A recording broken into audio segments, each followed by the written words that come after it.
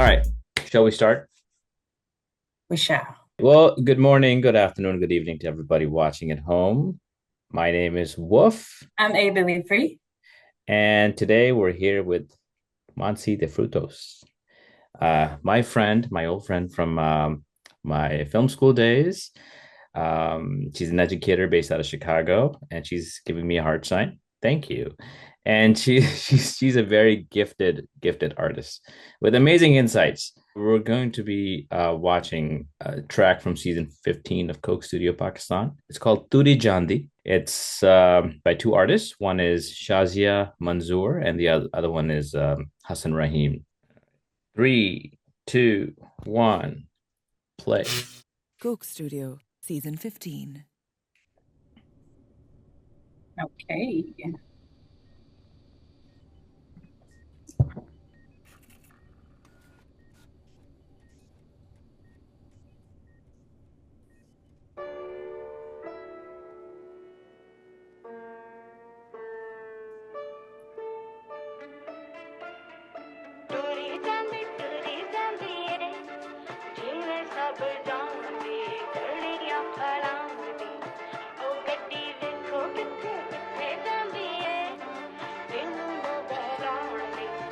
The set is crazy. Loki.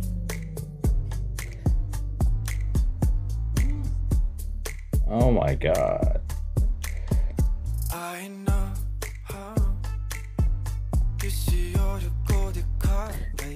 Monty, turn on the captions. I'm sorry.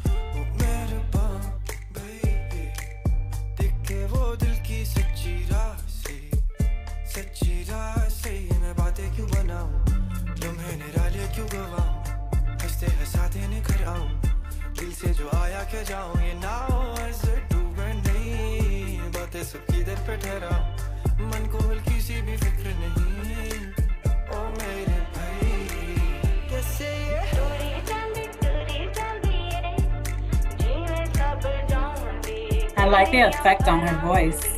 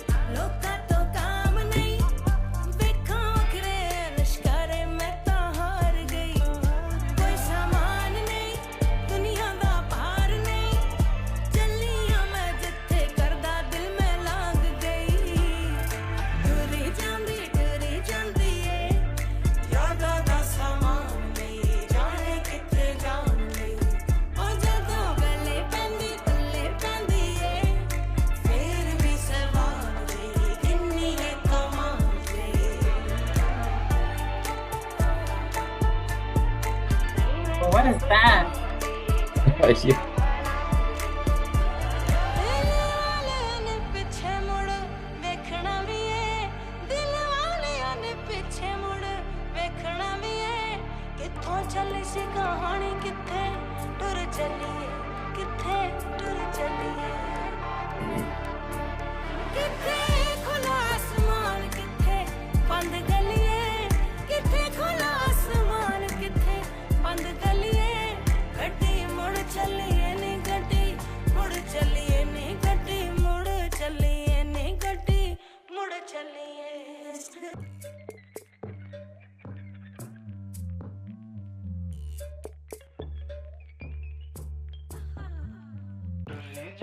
टुर्री जांदी ये यादां दा समान ले जाने किथे जान ले ओ जदों गल्ले पैंदी ये फिर भी सवाल जी किन्नी है कमाल जी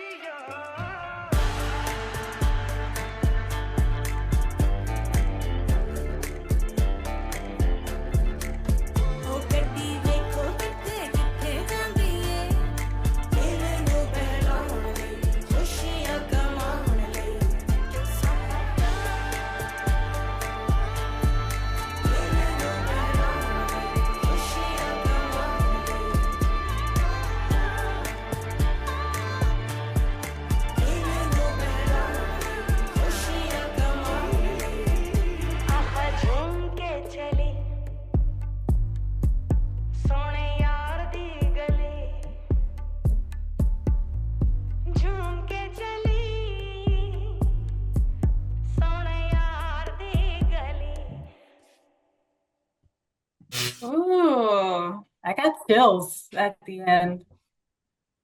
For real? Yeah, that ride was not done. We Oh just are man. no longer privy to it anymore. Well, it's the multiverse of madness here. I feel like I was in Loki, but if Loki took place in Pakistan, The lighting was kind of similar yeah, to what I viewed of Loki. I think I watched the whole season yeah, of that yeah, that last yeah, one. yeah. I'm very impressed by the cultural references. It's like I feel like if you grow up in that world region, but you have not been exposed to all this Western fusion, you're missing out. Because I'm seeing like the City of the Lost Children, I'm seeing Jeanette Caro, I'm seeing the even Delicatessen at one point, like the Yeah. lighting, and the color scheme, the Amelie color scheme. Whether that's intentional or not, we'll never know, because Mm. probably 80% of the things we do in our creative life, we're not even aware of. It's like when you're dreaming, you wake up and you say, where the H did that come from? Maybe we'll never know, but all of those references are there. And, some, of course, in some cultures, the symbolism of a broken glass is almost like a curse. In this case, is the curse of that glitch that, Yes, that's the word. right? Yeah, yeah. The filmmakers that chose like the way this was made, I think there was a lot of anger in there, and I'll tell you why. Oftentimes when people like me who have identity crisis, right? We think about where we're from and we think about things that could have been. So, Mm. like in the 60s, that was the last time the country of Pakistan was relatively free. It was democratic, it was financially doing really well. Its airlines were the best in the world. And there was like a high point in the country, right? Mm. They had cultures and musicians and jazz musicians coming in from all over the world performing in the country. Tech firms were pretty big in the 60s. It was a relatively secular place. And then, something happened after that. There was a lot of intervention. There's the Cold War.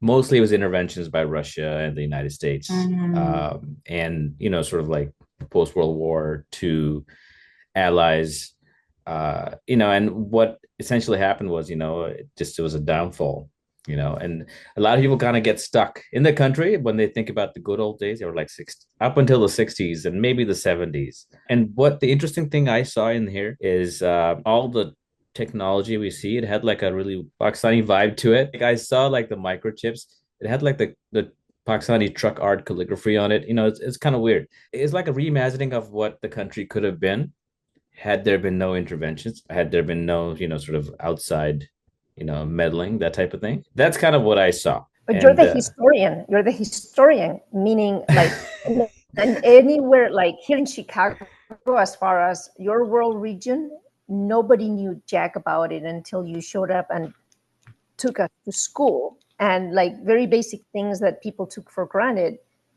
within a few seconds, you were debunking those like historical myths.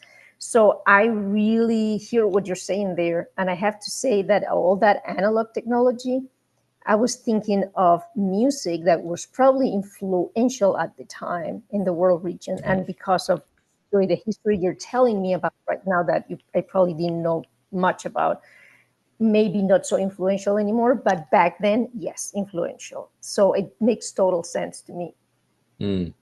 Well, kind words from you. You giving me too much credit. They were, I think she's talking about alluding to the film school days. There were some jackasses in there. But not only in film school, imagine that film school, no matter what, it was still an intellectual elite compared with a lot of parts of Chicago who were really clueless about so many things that you have to like debunk. And like your influence was at the time, imagine like we're talking was 2010. It's ages in today's world and in today's technology. Look where AI is today and where the technology we were using back then, you had an impact. No, it is what it is. Anyway, that's what I saw in the video, going back to it. And the most amazing thing that I noticed, and I'm going to go back, the first few frames when the actual music starts, they have representation from the Afro-Pakistani community as a black guy sitting at the table. And I'm like, yes. Also at the end as well. I mean, when they Yeah, show all of yeah, the faces, and yeah, that's one thing that I definitely wanted to bring up and discuss because I think that yeah. was Go really for it. special for me. Since we're talking about music, maybe I will talk a little bit about like what I am hearing, which is so smooth, like it's like R&B, like I'm hearing Sade, I'm hearing just this smooth, like early 90s vibe, like what's her name? Shazia Manzoor, her Yeah. voice, how they affected it, how she is on the hook. She has her own verse in the bridge, like It's her song. well, yeah, but with the other guy too. I feel like the other guy had more of like the verses, and then she Yeah. took the hook, and then she took like Yeah. the verse at the bridge. I feel like it's one of their songs, but I was just I don't know. I love it. I love how she's placed in the video. She's like the mad scientist. Yeah. And I love that because when you look at her, like she looks like super sweet, right? But how these Coke Studio videos are so cinematic, like there's this twist, there's this like plot twist, right? And Yeah. then at the end, she has someone else in the seat. Um, I I really love how they put all of that together. And then you have this like unassuming young man who's like just trying to find himself and be independent. And he gets caught in her web along with the other character that was dancing around. I think it was in the first few seconds, there's this like bass synth in there. It's not like a bass Yeah. because the bass actually comes in later on and it's just like thumping, but the bass synth at the beginning just like creates I don't know, it just like creates this like musical tension that like I really loved and like my ears perked up. And I was then tuned into the music along with like these spectacular visuals. I love the percussion in here was great. The shaker, like the shaker is such Yeah. an interesting, it's such an interesting instrument because it's so small. It's usually just has a whole bunch of little beads in there. And like when you shake it, it just creates like so much more fullness in the song. Yeah. And I love that. And it had like a cameo a couple times because it's like this bright yellow shaker. But I want to come to, I think I've made like, I was just like, what is that? Like, there's this instrument in there Yeah. that is like, looks like it's played like a piano. It kind Yeah. of looks like a piano kalimba, but also Yeah. has like the shape of like a guitar, like a half Yeah. guitar. I don't know if you know what that is. What is that? You said it's a stringed instrument? Yeah. So it's Well, like piano is a stringed well, I instrument, guess but it is. you Yeah. know. It's like I can't even, I wouldn't be able to articulate to anybody if I were to go try to buy this in the market. I wouldn't be able to tell somebody like what the fuck this is.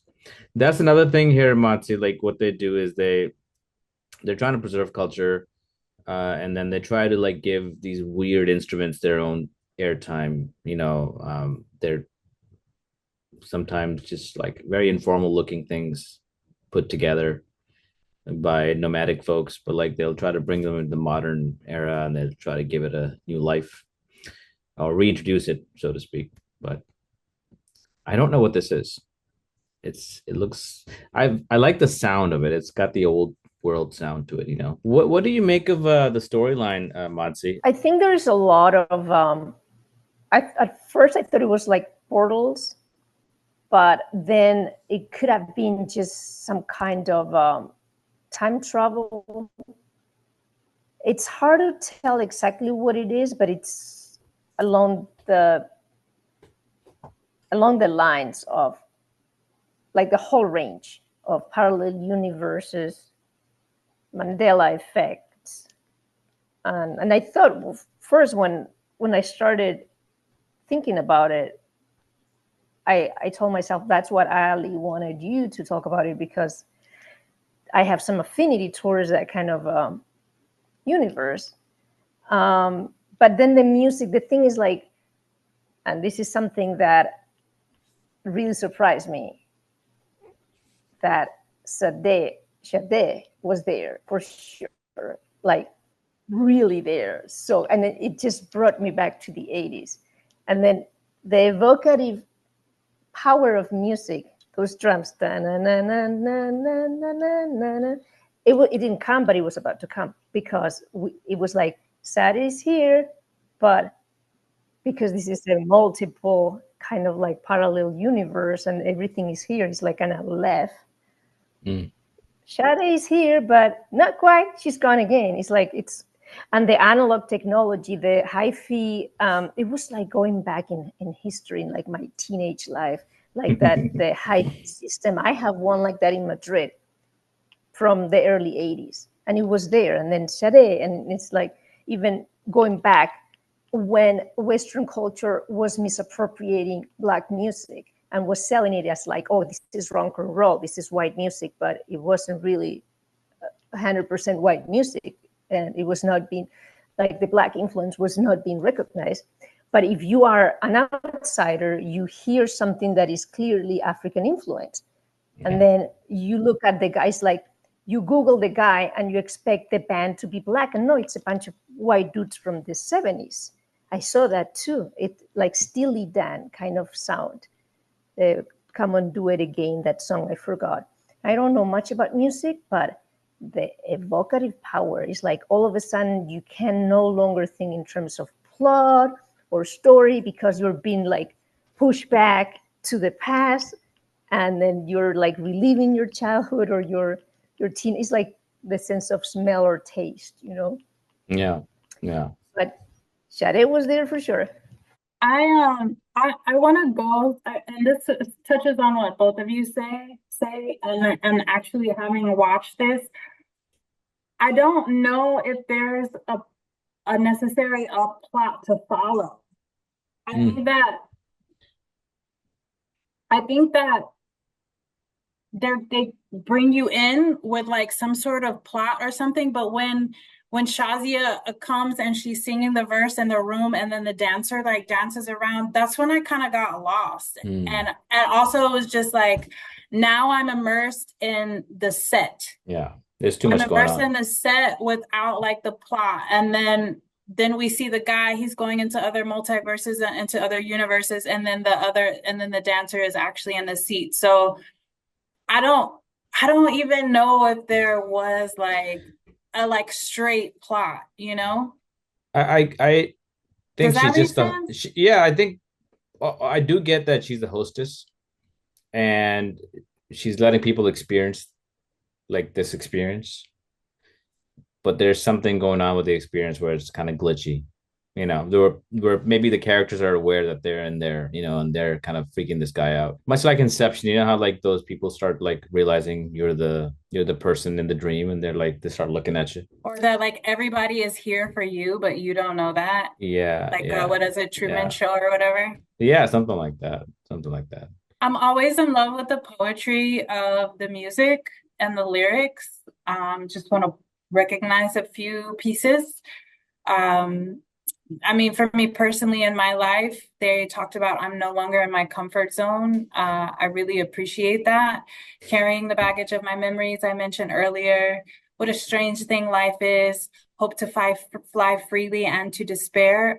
Just sort of talking about the duality of like liberty and freedom, right? Like you can fly freely, but you have to say goodbye to some things. Like some things are harder, like some things you don't know. And even with the multiverse, you know, how this whole like idea of the multiverse, just like living many lifetimes in a moment, or living many lifetimes inside of a life, like all of those thoughts just sort of came to me, and because of the poetry of the lyrics, set against, you know, this amazing music and set. I don't remember the phrasing in the subtitles because clearly I didn't understand the language, but I was reading the subtitles. But I think there was a point in which there was an implication of letting go. It's like, I don't care whether this is real or not, because what the hell is reality in the first place? So if you're going to be trying to figure out what reality is instead of living what you have, then you're doomed. So it's like the tree of life and the tree of knowledge. You want to know or you want to leave. So And there was a point in which, I don't know how they phrased it, but there was that sensation for me, the implication that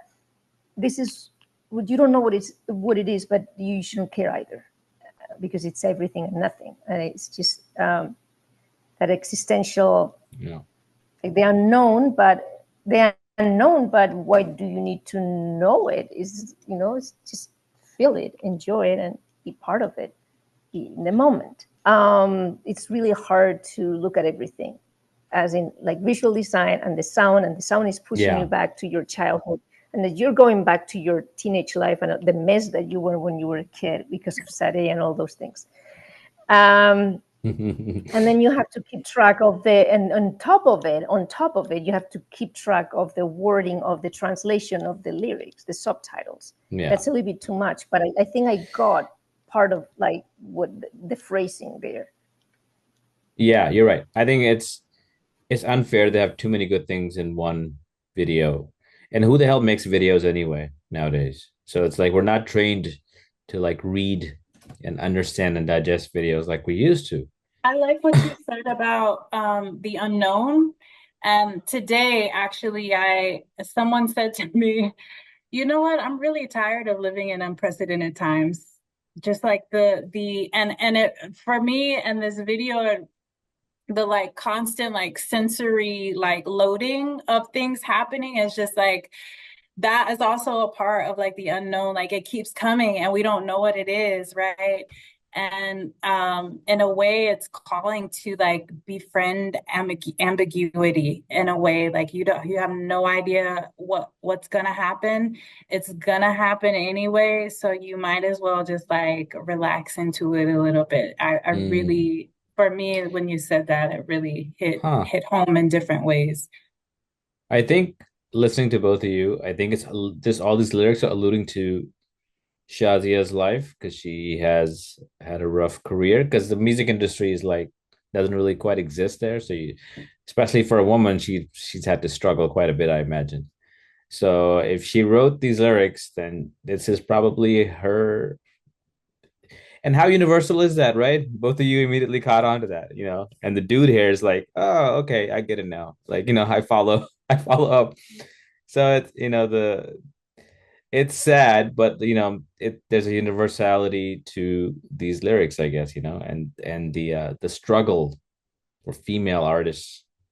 That's super awesome because the vibe that I got from him was like, yeah, I'm gonna go and I'm gonna do this, but almost out of rebellion. And whereas Shazia is more like out of wisdom, right? We're entering the void out of wisdom and he's entering the void out of rebellion. And at some point, like they can cross lines. But there's one thing there. It is true that you can get a lot of context and a lot of knowledge and a lot of facts and a lot of technique, but there are aspects of the artist's creation that transcend artists, that the artist is not even aware that they're transmitting that. Yeah. And that's why we're talking about a million things that I'm sure that are there, but nobody who's part of the creative process here might even know about it, especially if it's something private, like, oh, this reminds me of this specific moment in my life 40 years ago. That's, of course, going to be individual. It's, of course, they will not know that. But it's there because it's part of the culture and it's part of like a fusion of cultures. It's like, no, it's your region, but it's also my region. And it's also our region in the United States. But there's so much that it's like the tip of the iceberg is like what we can talk about in a behind the scenes. That's what you can talk about. But you cannot talk about all the things that are affecting your creative expression that are beyond your even your own understanding, right? So that's why we're talking about so many things that are not in the, because I try to watch the behind the scenes. I paid attention to it's like bilingual, multilingual, got very distracted. But I think that this is why we're sitting here and we're bringing so much to the table is because there's so much there that you're not going to get from interviews to anybody involved in the process. Cool song. Another gorgeous piece. I'm really honored to be here, I have to say. I've learned a lot from you. per usual, the two of you. I understand the impact of music. Yeah. That's the thing. Yeah. But what I realized today is that this is so much more than music. This is, and it's so much more than the effect of music. It's, I would have to just like reflect after, later on and say, hey, what happened there? Because there's so much more than we expect in this kind of experience. On the communal, I'm not going to call it consumption because it's capitalistic and it's a very ugly word, but in the experience, like the perception of this, what happens, right? The synergy. But yeah, but at first I was like, my goodness, I don't know anything about music in a technique, like, let's put it this way, technically speaking. But I realized that if you understand the effect of music and you know where to apply it and to like pair it with other elements, whether it's writing or it's cinematography, whatever it is, if you know how to pair it, sometimes you don't need to know so much technically or in terms of like the history of music, but if you understand that magic, and that's something that I'm very surprised by how like I've reacted to the video. So I really appreciate it. Well, for me, it's been a pleasure to have you on. For folks, when I invite folks, they kind of say the same thing. They're like, I don't know anything about film. I don't know anything about music. And I usually say, I chose you because you can feel, it's not necessarily about understanding technicality. And we've had musicians on who aren't filmmakers, and we've had filmmakers on who aren't musicians, and folks in between. And that's what we're looking for, is to complete that synergy, as you say, with your insight, with your eye, with your past, right? And I think you were really spot on when you said there's things that are not covered in the behind the scenes. They're important. Folks love them, but we can't get the experience of you talking about being transported back into your past and what that felt like and what that looked like. So the honor is ours also. Bam. And I appreciate it. Thank you. Thank you for being here with us and helping us sort of dissect some of this stuff here. Once again, this is WUF Reacts, and until the next time. Later.